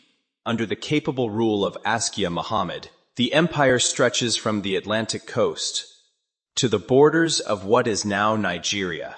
The cities of Timbuktu, Gao, and Jen flourish. The scholars write their treatises, the merchants count their gold, and somewhere in the desert, enslaved workers hack salt from the earth. Their labor, the foundation of everything. All right, let's pick things up with Songhai at its peak. By the mid-16th century, the Songhai Empire was one of the largest states in the world. Its territory stretched roughly 1,000 miles from east to west, and several hundred miles from north to south. It encompassed dozens of different ethnic groups, speaking different languages and practicing different customs.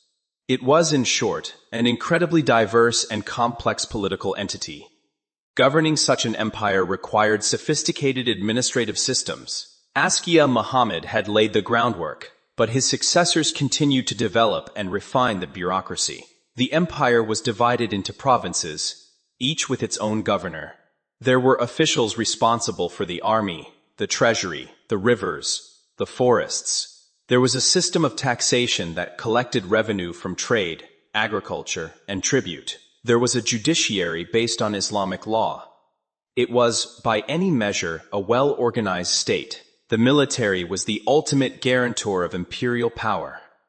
The Songhai army was large and well-equipped. It included both cavalry and infantry, as well as a fleet of canoes that patrolled the Niger River. The cavalry was particularly important. Horses gave a decisive advantage in the open terrain of the Sahel, allowing rapid movement and devastating charges. A strong cavalry force could dominate neighbors who lacked the same capability. But maintaining a large army was expensive. Horses had to be imported from North Africa. Since they couldn't survive in the tropical regions to the south, they required fodder, water, and care. Cavalry soldiers needed training and equipment. All of this cost money, which meant that the empire needed a steady flow of revenue, which meant that the trade routes had to be protected and the merchants had to be taxed.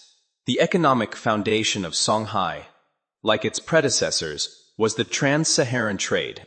Gold from the south was exchanged for salt from the north. Other goods, including textiles, copper, horses, and enslaved people, also flowed along these routes. The empire controlled the key trading cities, Timbuktu, Gao, Jen, and collected revenue from the commerce that passed through them. Let's talk about the slave trade for a moment, because it was a significant part of the trans-Saharan economy, and we shouldn't ignore it. Enslaved people were captured through warfare, raiding, or judicial punishment, and they were traded across the Sahara to North Africa and the Middle East. This trade had existed for centuries, long before the Atlantic slave trade that would later devastate the continent. The conditions of slavery in the Islamic world were different from the conditions of slavery in the Americas. Islamic law regulated the treatment of enslaved people and provided pathways to freedom. Many enslaved individuals were eventually freed, and their descendants were integrated into society. This doesn't make the trans-Saharan slave trade acceptable by modern standards. It was still a system of exploitation and dehumanization. But it was different from the chattel slavery that would develop in the New World. The impact of the slave trade on West African societies was complex. For the ruling elites, the slave trade was a source of wealth and power. Capturing and selling people was profitable. For the people who were captured and sold, it was a catastrophe. Communities were disrupted. Families were torn apart. The demographic and social effects were significant, though probably not as devastating as the later Atlantic trade. All right, let's get back to politics. After Askia Muhammad was overthrown in 1528, Songhai entered a period of instability. The throne changed hands frequently. Askia Musa ruled briefly before being killed by his brothers. Askia Muhammad Benken ruled for a few years before being overthrown. Askia Ismail ruled for a few years before dying of unknown causes. The pattern continued for decades, with one Askia after another rising and falling. This instability weakened the empire. Energy that could have been devoted to governance and defense was instead consumed by internal power struggles. Provincial governors took advantage of the chaos to assert greater autonomy. Outlying territories began to slip away.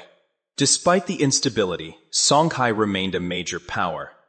The empire's basic structures, the bureaucracy, the army, the trade networks, continued to function. Individual Askias might come and go, but the system persisted. This is a testament to the institutional development that Askia Muhammad had fostered. A well-designed state can survive even incompetent leadership, at least for a while. The mid-16th century also saw increased contact between Songhai and the wider world. The Portuguese had been exploring the West African coast since the early 15th century, establishing posts and making inroads into the gold trade.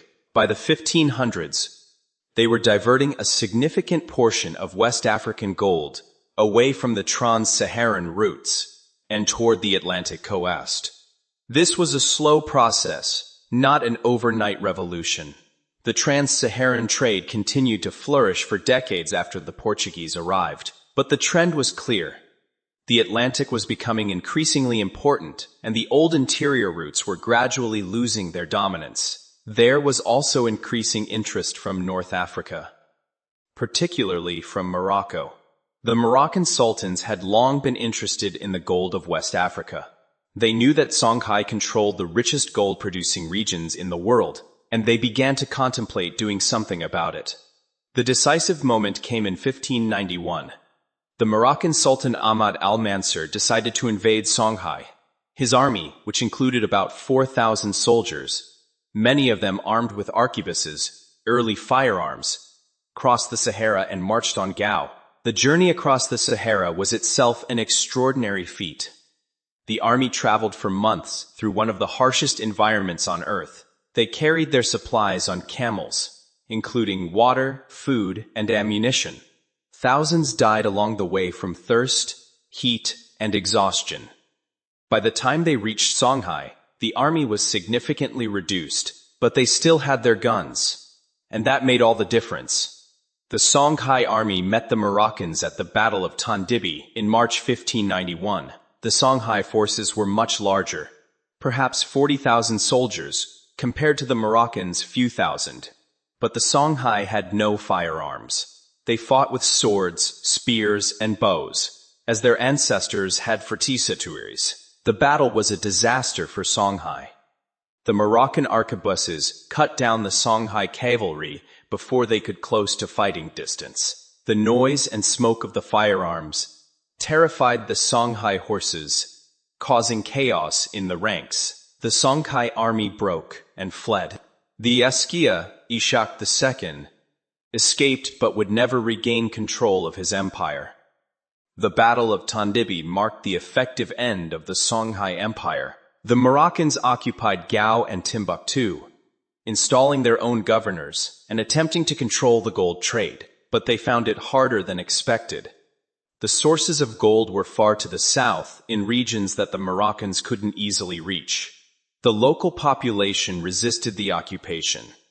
The trans-Saharan supply lines were long and vulnerable. Within a few decades, the Moroccan occupation had effectively collapsed. The soldiers they had sent became the Arma, a local military elite who intermarried with the local population and governed in their own name. Central Moroccan authority faded away.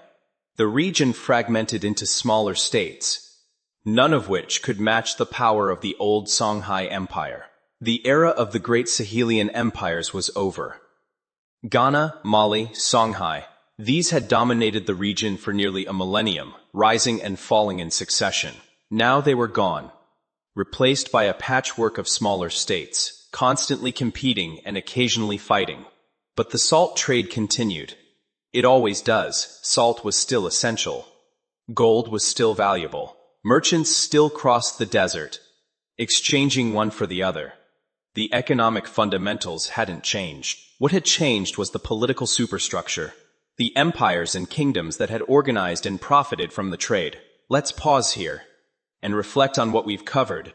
We've traced the history of the salt trade from the Ghana Empire to the fall of Songhai, a period of roughly 700 years. We've seen empires rise on the wealth of the trans-Saharan exchange and fall when they could no longer maintain control. We've met remarkable figures. The anonymous kings of Ghana, dripping with gold, Sundiata Keita, the crippled prince who became a conqueror, Mansa Musa, whose generosity crashed an economy, Askey Muhammad, the reformer who built institutions to outlast him. And underneath all of these grand narratives, we've seen the steady, unglamorous work of the salt trade. Miners, hacking salt from the earth. Camel drivers guiding their animals across the desert. Merchants calculating profits and losses. Porters loading and unloading goods. This was the foundation of everything, the economic engine that made the empires possible. Take a breath. We're nearing the end of our journey, but there is a bit more to cover. In the final parts, we'll look at the legacy of the Salt Kingdoms and what happened to the trans-Saharan trade in the centuries after Songhai's fall. Alright, let's talk about what came after. The fall of the Songhai Empire in 1591 didn't end history in the Western Sahel. It just changed its character.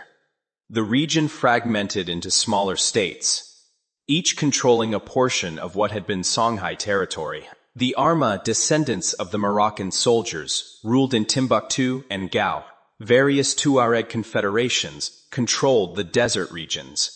Smaller kingdoms and chieftaincies emerged throughout the Sahel. None of these successor states matched the power or reach of the old empires. They were smaller, weaker, more vulnerable. They fought among themselves constantly. They couldn't protect the trade routes as effectively, and commerce became riskier. The golden age of the trans-Saharan trade was ending. But it didn't end all at once. The salt trade continued for centuries after Songhai's fall. Even today, camel caravans still carry salt from the mines at Taoudeni to the markets of Timbuktu. The trade is a fraction of what it once was, but it persists. The decline of the trans-Saharan trade was driven by several factors. The most important was the rise of the Atlantic trade. As European powers established trading posts along the West African coast, they increasingly captured the gold trade. It was easier and cheaper to ship gold by sea than to transport it across the desert. The Portuguese, Dutch, English, and French all competed for control of the coastal trade. And over time, the balance of economic power shifted from the interior to the coast. The Atlantic slave trade was also a factor, beginning in earnest in the 16th century and expanding massively in the 17th and 18th centuries. The Atlantic slave trade drew millions of Africans from the interior to the coast and across the ocean to the Americas. This had devastating effects on West African societies, disrupting communities, fueling conflict, and depopulating entire regions. The relationship between the trans-Saharan and Atlantic slave trades is complex. To some extent, they competed for the same human cargo, but they also reinforced each other. The violence and instability generated by one trade could feed into the other. The overall impact was catastrophic. Meanwhile, the political fragmentation of the Sahel continued. In the 18th century, a series of Islamic reform movements swept across the region, led by scholars who sought to purify religious practice and establish new political orders. These movements created new states, some of which achieved significant power. The Sokoto Caliphate, founded in 1804 in what is now northern Nigeria, became one of the largest states in 19th century Africa. But these new states were oriented differently than the old trans-Saharan empires. They were more focused on internal consolidation than on controlling long-distance trade routes. The economic center of gravity had shifted, and the trans-Saharan trade was no longer the driving force it had once been. Let's talk about Timbuktu in this period, because the city's trajectory illustrates the broader changes. After the Moroccan conquest, Timbuktu lost much of its former glory. The city remained a center of learning and commerce, But it was no longer the thriving metropolis of Mansa Musa's time. Its population declined. Its libraries were neglected. Its scholars scattered.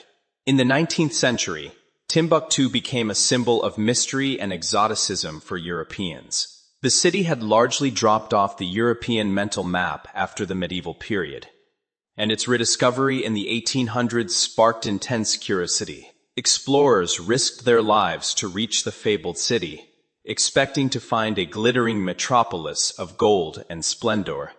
What they found was a modest trading town, dusty and decayed, bearing little resemblance to the legend. The contrast between expectation and reality was profound.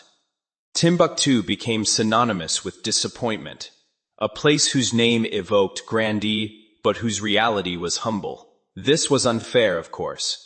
Timbuktu had genuinely been a remarkable place in its heyday. The fact that it had declined by the 19th century didn't negate its historical significance. But the mismatch between legend and reality colored European perceptions of African history more broadly, reinforcing the false notion that Africa had no significant past. In the 20th century, Timbuktu and the surrounding region became part of the French colonial empire.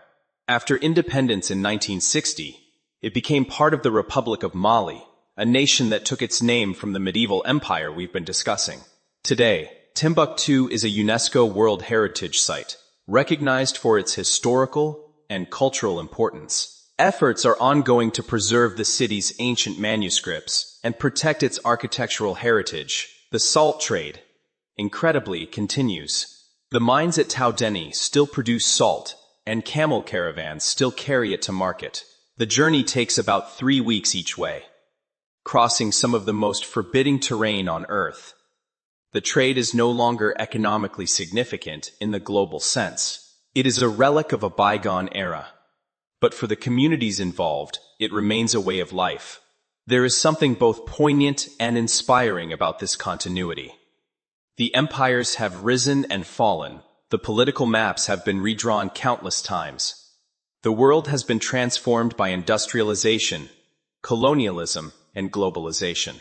And yet, in this one small corner of the world, people still do what their ancestors did 1,000 years ago.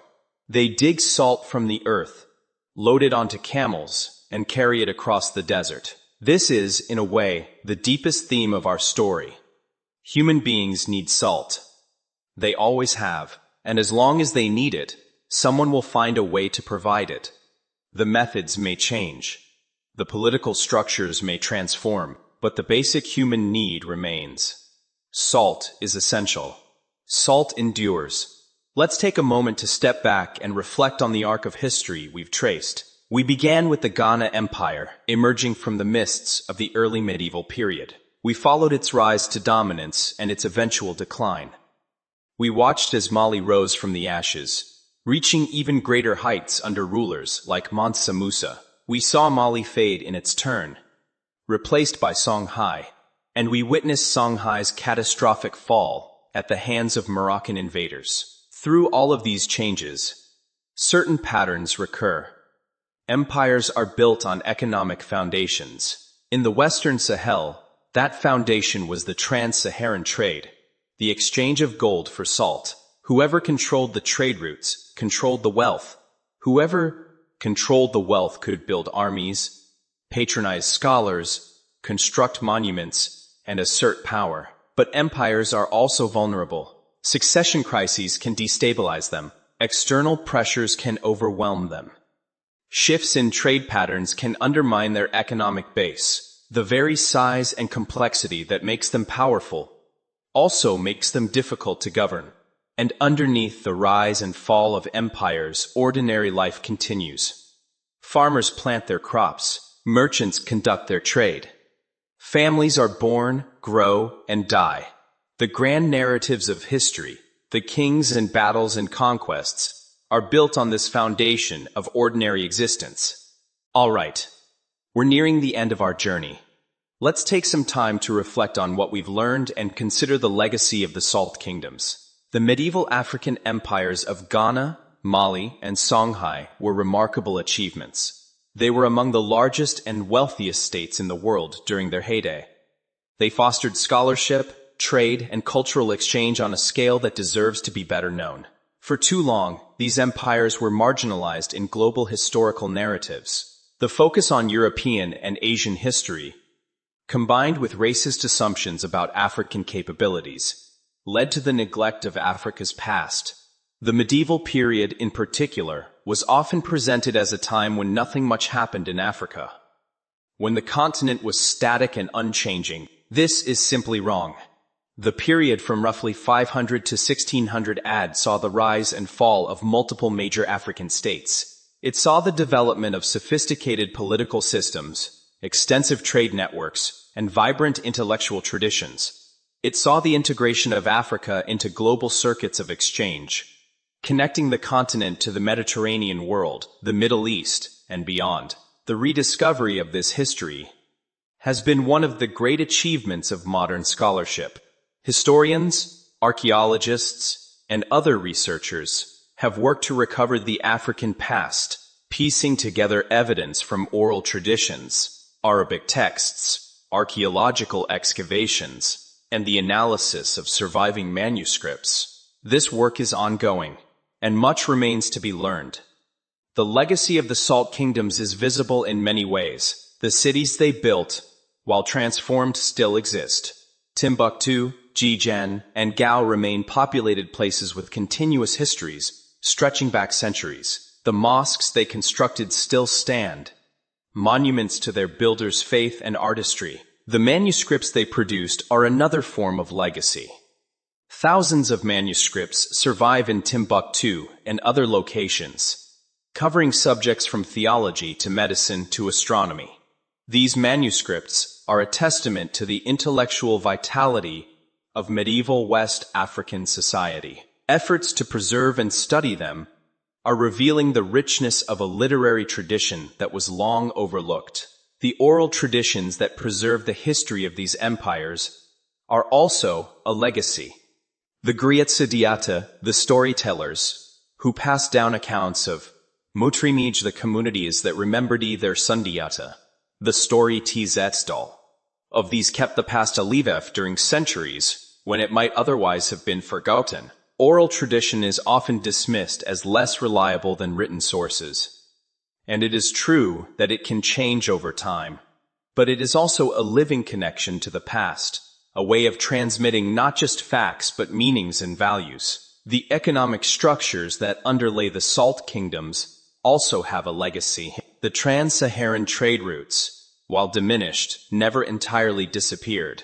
The communities that participated in the trade, the Tuareg and other Saharan peoples, continue to maintain their connections across the desert. The salt caravans that still operate are a living remnant of a system that once moved mountains of goods across the world's largest desert. And of course, there is the legacy of the people themselves. The descendants of the Soninke, the Mande, the Songhai, and all the other peoples who built and lived in these empires are still here. They carry the heritage of their ancestors in their languages, their customs, their stories. The past is not gone. It lives on in the present. Let me close with a thought about salt itself. We started this journey with the observation that salt is essential for human survival. It is such a simple thing, a mineral that forms naturally in certain environments. And yet, this simple thing shaped the destiny of empires. There is something profound in this. The grand narratives of history, the rise and fall of states, the conquests and cultural achievements, all of it rests on basic material foundations. Salt, gold, grain, water. These are the building blocks of civilization. The kings and scholars and merchants who made history did so by organizing and controlling these basic resources. This doesn't diminish their achievements. It contextualizes them. It reminds us that human greatness is always rooted in material conditions. The palaces and libraries and armies are possible only because someone, somewhere, is growing food, mining minerals, and making things. The extraordinary depends on the ordinary.